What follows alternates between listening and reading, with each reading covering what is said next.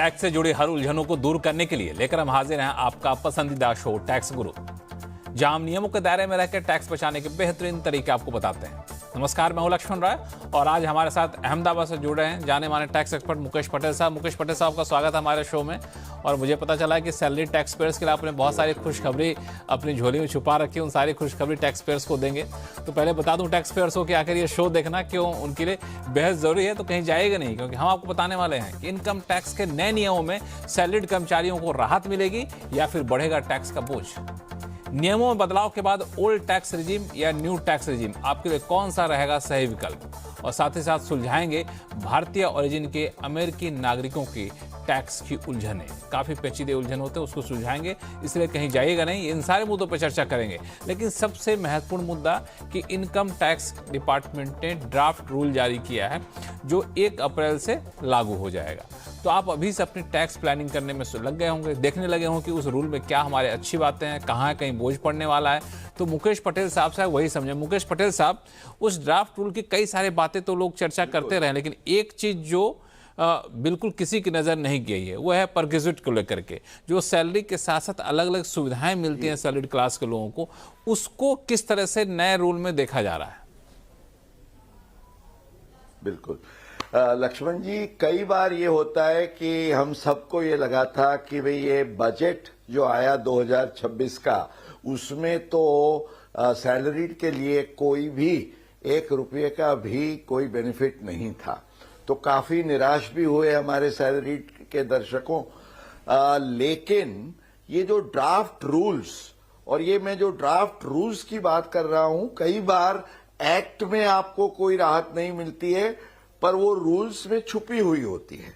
और जैसे आपने बताया, ये परक्विजिट वैल्यूएशन के जो रूल्स है, इसमें जो बदलाव हुए उसमें कुछ बहुत सारी important reliefs salary tax payer सब जो नया साल आएगा अपने एम्प्लॉयर्स के साथ, वो अपना सीटीसी का पैकेज थोड़ा नेगोशिएट करके वही सैलरी उनको ये सुविधाओं के स्वरूप से मिले तो उनको बड़ा फायदा हो जाएगा। तो इसमें जो 2 बिल्कुल नोटवर्दी है और आसानी से सीटीसी में जिसका समावेश किया जा सकता है, इसमें सबसे पहला तो परक्विजिट वैल्यूएशन का जो एक हमारा रूल था कि आपको आमतौर से कई एम्प्लॉयर्स अपने सैलरीड एम्प्लॉयज को जो हम मील कूपन्स कहते हैं कि आपको वो जैसे बहुत सारी कंपनीज होती है, वो आपको इन ल्यू ऑफ कि आपको कोई खाने पीने की सुविधा के लिए हम कूपन देते हैं, तो 50 रुपये पर मील के हिसाब से अगर आपकी कूपन की वैल्यू होती थी तो उसको फ्री माना जाता था। तो जैसे आपके 26 दिन होते हैं एक महीने में, तो 50 रुपये के हिसाब से आपको 1300 रुपये तक की कूपन्स जो थी वो टैक्सेबल नहीं होती थी। अब इसमें एक ठीक जिसको हम कह सकते हैं वो इंक्रीज किया गया है, क्योंकि 50 रुपया कई अरसे से चला रहा था। 50 रुपये में आपको खाने पीने का मिलेगा भी क्या, तो ये 50 को उन्होंने बढ़ा के 4 गुना माना 200 रुपया कर दिया है। तो अब क्या होगा कि आपके सपोज 26 वर्किंग डेज हैं, 200 रुपये के हिसाब से आपको पर मील कूपन मिलती है, तो 5200 प्रति महीना और साल का 60,000 रुपये से ज्यादा आपको ये पूरा एक टैक्स फ्री फायदा मिलेगा। और ये ध्यान में रखने वाली बात यह है कि पर मील कूपन है। अब कई एम्प्लॉयर्स का क्या होता है, 12 घंटे का काम होता है अपने एम्प्लॉयज के साथ, लोग सुबह में 8 बजे से जाते हैं, रात को 8 बजे तक रहते हैं। तो उस केस में ये भी हो सकता है कि एक दिन में आपको 2 मील के कूपन मिलते हैं, तो 200 रुपया माना वो दुगना हो जाएगा। तो ये एक प्लानिंग का एक बड़ा अवकाश नया खुला है। और इसके साथ एक दूसरा महत्वपूर्ण जो नियम है, उसमें भी जो बदलाव किया गया है कि आपको एनुअल अपने टैक्स पेयर्स से जो मिलता था सालाना कोई सेरेमोनियल गिफ्ट, तो उसकी लिमिट थी एग्जम्पशन के लिए 5,000 रुपया। आपको गिफ्ट वाउचर दिया जाता है, कोई इन काइंड दिया जाता है, तो वो 5,000 को भी उन्होंने बढ़ा के 15,000 कर दिया है। तो मेरे ख्याल से ये जो दो नियमों में बदलाव आए हैं उसके कारण there will be a substantial scope for tax saving. और एक छोटा सा नियम मैं बता दूं लक्ष्मण जी हमारे दर्शकों के लिए कि जो एक इंटरेस्ट फ्री लोन को जो परक्विजिट गिना जाता है उसमें एक छोटी सी छूट उन्होंने रखी थी कि भाई 20,000 रुपये तक की अगर आपको आपके और या आपके फैमिली के लिए कोई छोटा मोटा मेडिकल रिक्वायरमेंट है तो 20,000 तक की लोन है, उसका इंटरेस्ट हम परक्विजिट नहीं गिनेंगे। अब वो 20,000 की इंटरेस्ट फ्री लोन को उन्होंने बढ़ा के 2 लाख रुपया कर दिया है, तो वो भी एक बड़ा वेलकम प्रोविजन होगा। और आपने इतनी सारी चीजें बता दी हैं इसमें, आपने जो चीजें बताई हैं मुकेश पटेल साहब, इसमें जो सबसे ज्यादा मुझे खुशी दिख रही है वो ये कि जो फूड कूपन है वो 4 गुना बढ़ गया है और जो कुछ गिफ्ट सिफ्ट मिलता था उसकी भी रकम बढ़ गई है। अब इसका दूसरा आपको पता नहीं आपने कितनी बड़ी लड़ाई बढ़ गया, आपने कितनी बड़ी लड़ाई छेड़ दी है आपने एम्प्लॉयर के बीच में। एम्प्लॉय जाके बोले है कि भाई अब हमें फूड कूपन चाहिए और 12 घंटा 2 कूपन दे दो मुझे ताकि ज्यादा टैक्स रिबेट मिले, और जो गिफ्ट सिर्फ है उसकी रकम थोड़े से महंगे गिफ्ट दे दिया करो। तो आपने बड़ा अच्छा सा रास्ता बताया। लेकिन एक चीज बताइए और मुकेश पटेल साहब, बहुत लोग तो 75% 80% लोग न्यू टैक्स रिजिम में चले गए हैं, वो पूछ रहे हैं कि भाई हमें भी मिला है कि सिर्फ ओल्ड वाले के लिए कि दोनों के लिए ही? नहीं, अब गुड न्यूज ये है और मैं खास तौर से इस पर जोर इसलिए दे रहा हूं क्योंकि मैक्सिमम एम्प्लॉयज, हम इसके बारे में बाद में बात करेंगे, पर अभी भी वो नए रेजिम में रहना ही प्रेफर करते हैं। अब इसमें वो जो आपने कुछ समय पहले बात की थी कि भाई ये चिल्ड्रंस एजुकेशन या हॉस्टल या एचआरए, तो वो एक्सक्लूसिवली ओल्ड रेजिम के लिए नियम में जो सुधार हुए वो फायदे मिलते थे। पर ये पर वैल्यूएशन का जो है वो आप पुराने में हो या नए में हो, माना परक्विजिट वैल्यूएशन आप नया टैक्स रेजिम प्रिफर करते हैं और उसमें चालू रहते हैं तो भी आपको मिलेगा। माना नए रेजिम के कंसेशनल टैक्स रेट्स और ये परक्विजिट वैल्यूएशन का सीधा पूरा फायदा मेरे हिसाब से करीब सालाना 25,000 रुपये तक का अगर आप टॉप ब्रैकेट में है तो आपको टैक्स का फायदा होने की पूरी उम्मीद रख सकते हैं। चलिए, तो आज तो आपने हमारे टैक्स गुरु के दर्शकों का दिल बाग बाग कर दिया कि 25,000 रुपये तक का आपको फायदा मिल सकता है, टैक्स बचा सकते हैं, तो बहुत बड़ी बात है। इस बीच कई सारे फोन कॉल्स आने शुरू हो गए हैं मुकेश पटेल साहब। एक फोन कॉल नोएडा से आया है दीपक जी का। दीपक जी नमस्कार, क्या सवाल आपके पास? हाँ नमस्कार जी, मेरा सवाल इनकम टैक्स में जो शेयर्स और म्यूचुअल फंड पे एलटीसीजी पर छूट मिलती है उसके बारे में है और इसके 3 पहलू हैं। पहला ये पूछना है कि इसमें शेयर्स और म्यूचुअल फंड दोनों से जो एलटीसीजी मिलता है वो जोड़ सकते हैं या सिर्फ म्यूचुअल फंड के एलटीसीजी को लेते हैं? दूसरा क्वेश्चन है, क्या फाइनेंशियल 25-26 और फाइनेंशियल 26-27 इन दोनों के एलटीसीजी के कुल अमाउंट पर एक रेजिडेंशियल प्रॉपर्टी में इन्वेस्ट करने पे छूट मिल सकती है या सिर्फ एक ही साल के एलटीसीजी पे मिल सकती है? और तीसरा जो है इसमें वो है कि छूट के लिए सेल वैल्यू को इन्वेस्ट करना पड़ता है। अब यदि मुझे कुछ शेयर्स में तो प्रॉफिट हुआ है long term shares and mutual fund में और कुछ में मेरे को लॉस हुआ है, तो सिर्फ मैं प्रॉफिट वालों को लॉन्ग टर्म गेन मानते हुए उस पर इनकम टैक्स का बेनिफिट ले सकता हूँ या मुझे सेल दोनों की, एक की प्लस और एक की माइनस करके, और जो नेट सेल है और जो net long term capital gain है सिर्फ उसी के ऊपर मुझे इनकम टैक्स में रिबेट मिलेगी? हाँ बिल्कुल, आपने 3 अलग अलग सवाल पूछे हैं। तीनों सवाल मुकेश पटेल साहब याद हैं आपको? पहला ये तो कैपिटल गेन्स, म्यूचुअल फंड और शेयर दोनों अलग अलग है कि एक साथ? नहीं, हाँ बिल्कुल, एक एक करके हम लेंगे। अब उनका पहला सवाल ये है कि ये जो एडवांटेज है सेक्शन 54F का वो आपको मिलेगा दोनों के लिए या केवल शेयर्स के लिए? इसका जवाब ये है कि एक तो आपको ये जो फायदा है वो लॉन्ग टर्म कैपिटल गेन में से मिलता है। तो शेयर हो या म्यूचुअल फंड हो, आपको याद ये रखना है कि ये लॉन्ग टर्म कैपिटल गेन होना चाहिए। अभी शेयर्स में तो आपने 1 साल से ज्यादा होल्डिंग किया तो वो लॉन्ग टर्म गेन हो जाएगा। म्यूचुअल फंड्स में आपको ये ध्यान में रखना है कि इक्विटी ओरिएंटेड म्यूचुअल फंड्स हो, तब ये आपको फायदा मिलेगा।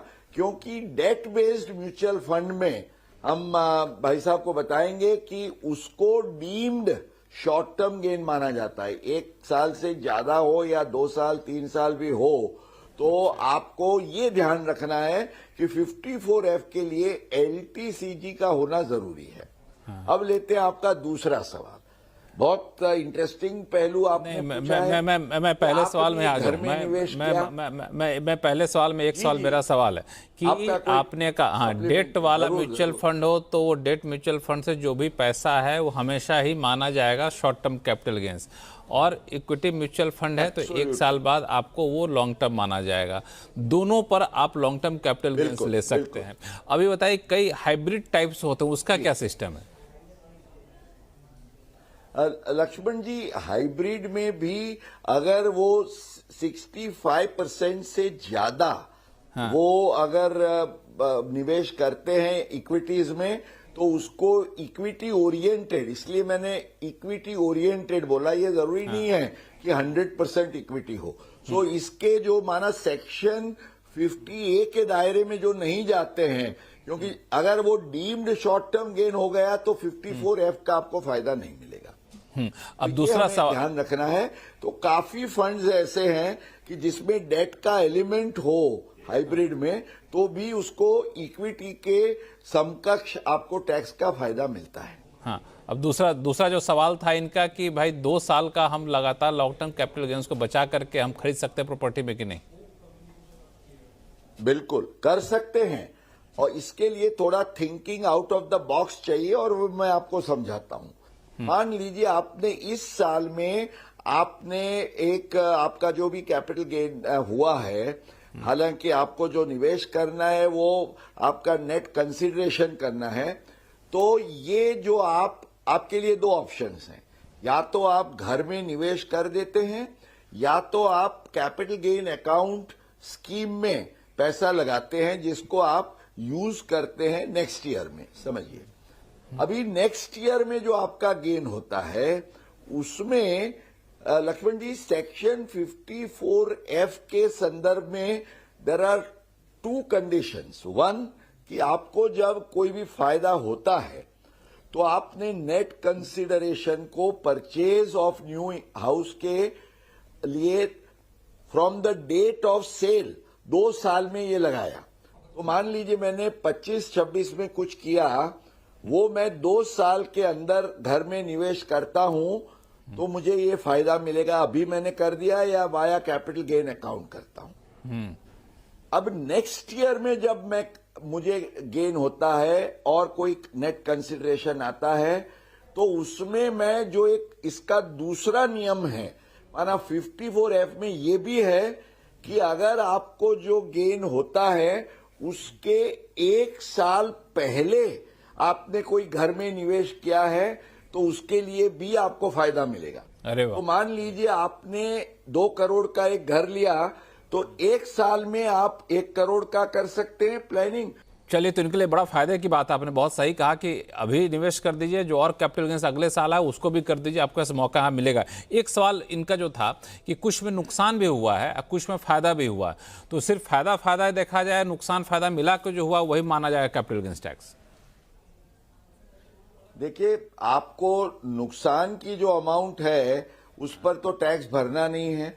हाँ। तो वो अमाउंट को आप अलग ही रखिए। आपको जो टैक्स का फायदा लेना है वो कैपिटल गेन के अमाउंट पर लेना है।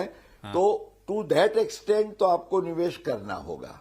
हाँ, उसके हिसाब से आपको निवेश करना होगा। चलिए, हाँ, वैसे दरअसल समय कम है, थोड़ा सा मैं पटेल साहब, आपने बड़ी दिलचस्प चर्चा छेड़ दी थी कि new tax regime, old tax regime को लेकर और कई सारी रियायतें आ रही है, नए कानून, उस चर्चा को आगे जारी रखेंगे। लेकिन इस बीच एक फोन कॉल आ गया है चंडीगढ़ से, हरियाणा से। ब्रजेश अग्रवाल साहब हमारे साथ जुड़ चुके हैं फोन लाइन पर। उनका सवाल पहले सुन लेते हैं। ब्रजेश जी, क्या उलझन है आपकी? सर नमस्कार लक्ष्मण जी। जी नमस्कार।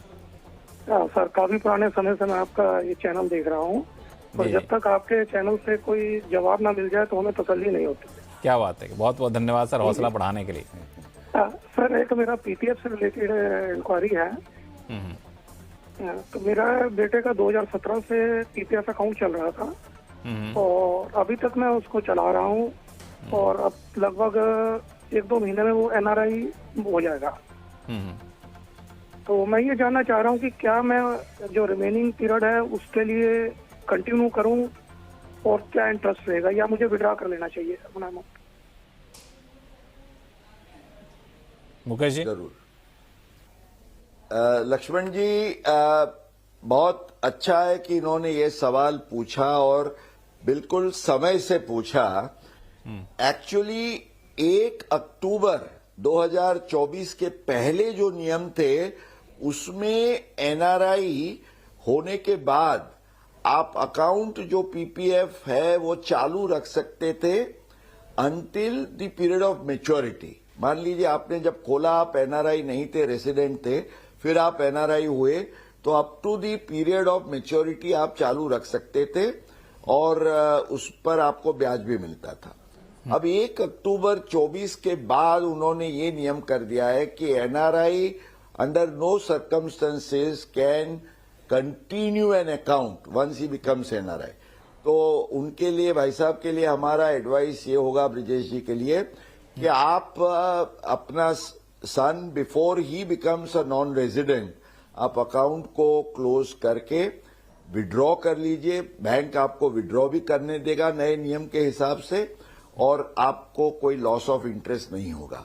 लेकिन आप चालू रखेंगे तो आपको कोई ब्याज नहीं मिलेगा उस पर, वो ख्याल रखिए। चलिए ब्रिजेश जी, उम्मीद करता हूं कि आपके सवालों का जवाब मिल गया होगा। एक सवाल ऐसे ही एक आया है, वो भी NRI तो नहीं, वो बिल्कुल अमेरिका में रहते ही हैं, दीपक जानी जी का। दरअसल इनका कहना है कि अमेरिका में रहते हैं और अमेरिकी नागरिक भी हो चुके हैं और भारत के शेयर बाजार में कुछ इन्होंने इन्वेस्टमेंट किया है और शेयर बेच के इन्होंने कोई मुनाफा तो नहीं कमाते हैं, लेकिन इनको डिविडेंड वगैरह मिलता रहता है, जो ब्याज होता है वो मिलता रहता है। तो ये पूछना चाहते हैं क्या हमें भारत में आकर के या भारत में इनकम टैक्स रिटर्न भरना जरूरी है क्या? इनकी सालाना आमदनी बता रहे हैं 12 लाख रुपए से कम। बहुत इंपॉर्टेंट सवाल है। हाँ, अभी ये जो 12 लाख वाला है ना, वो एक NRIs के लिए कई बार ऑप्टिकल इल्यूजन जैसा है।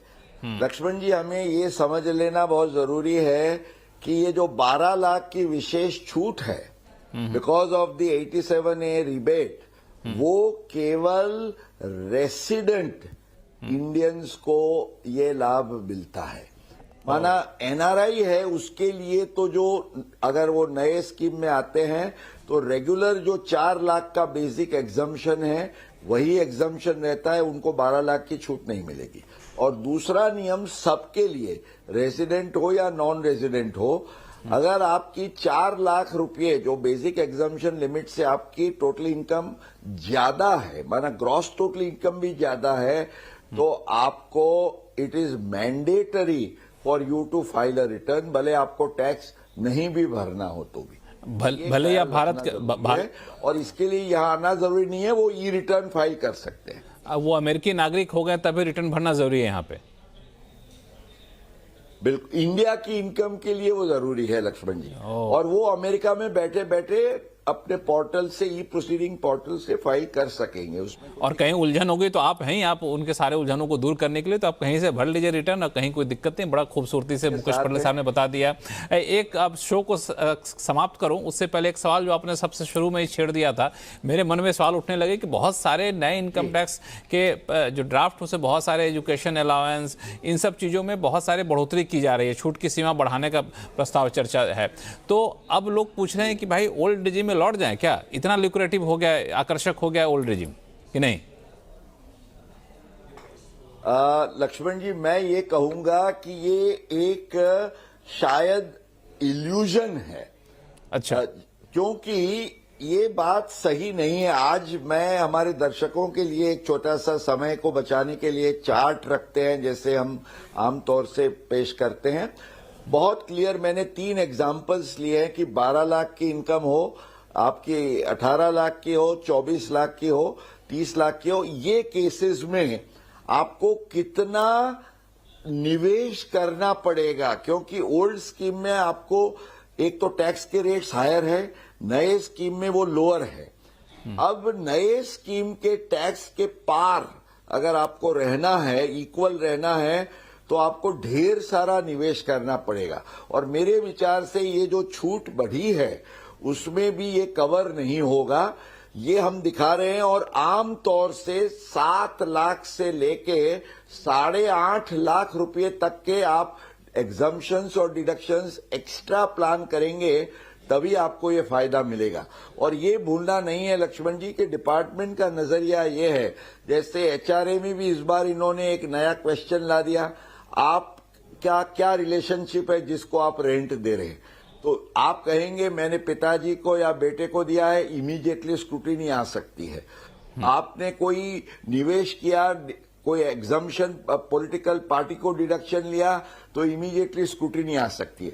मेरा सुझाव यह है कि नए रेजिम में रहिए, सुकून से रहिए और पुराने को समझिए। ज्यादातर पुराना अभी old is not going to be gold, new is fine for you. तो न्यू फाइन है आपके लिए, तो ओल्ड ठीक है, ओल्ड में कुछ अलाउंसेस बढ़ रहे हैं, कुछ सीमाएं बढ़ रही हैं, लेकिन सरकार की भी कोशिश है कि जो भी लोग जाना चाहें न्यू में तो वहाँ पे जाओ। और जैसा कि आपने बड़ा अच्छा एग्जांपल दिया कि एचआरए को लेकर के कि यहाँ पे सरकार अलग से क्लैरिफिकेशन मांग रही है, तो इसका मतलब सीधा सा ये माना जाए मुकेश पटेल साहब संक्षिप्त में कि जो भी एग्जम्पशन सरकार दे रही है, जो भी रियायतें आपको दे रही हैं, उसको बिल्कुल ठोक पीट करके देख रही है कि आप इसको मिसयूज़ तो नहीं कर रहे हैं। ओल्ड में अगर आप हैं और ले रहे हैं तो मिसयूज़ नहीं कर रहे, क्यों? बिल्कुल, चिल्ड्रंस एजुकेशन अलाउंस है, हॉस्टल के खर्च है, तो आपसे सरकार सीधा हिसाब मांग सकती है। आप ऐसे ही सोचिए कि भाई मैंने तो ये डिडक्शन है मैं ले लेता हूं, इतना आसान नहीं होगा, क्योंकि सरकार का ये सीधा नजरिया है कि भाई डिडक्शन या एग्जम्पशन आप लोगे तो हमारे स्क्रूटिनी के दायरे में रहोगे, क्योंकि उसमें काफी डिबेट्स या एलिजिबिलिटी के झगड़े हो सकते हैं। तो लक्ष्मण जी, हाँ, कुछ भी आप सिलेक्ट करते हैं तो उसके पहले सोच विचार के करिए, कूद मत पड़िए। हम हमारे दर्शकों को यही कहेंगे, ओल्ड और new, what is right for you, please decide. और आप जेन्युइनली जिसको एग्जेम्पशन को या किसी भी तरह के कंसेशन को क्लेम करना चाहते हैं, वाकई उसके हकदार हैं कि नहीं हकदार है, आप खुद दिल से पूछिए, बाकी नियम कानून उसको सपोर्ट कर देगी। नियम कानून के हिसाब से जबरदस्ती एग्जेम्पशन लेने की कोशिश करें तब फंसने का डर यहाँ पर रहता है। मुकेश पटेल साहब, बहुत बहुत धन्यवाद सभी सवालों का, सभी मुद्दों को बेहद ही आसान भाषा में हमेशा की तरह समझाने के लिए। तो टैक्स गुरु में फिलहाल इतना ही। आपके पास कोई भी सवाल हो, टैक्स से जुड़ा हुआ हो, तो आप हमें लिख भेजिए tax@moneycontrol.com पे, और सवाल के साथ अपना नाम और मोबाइल नंबर लिखना ना भूलें। टैक्स गुरु में फिलहाल इतना ही। देखते रहिए CNBC आवाज़। नमस्कार।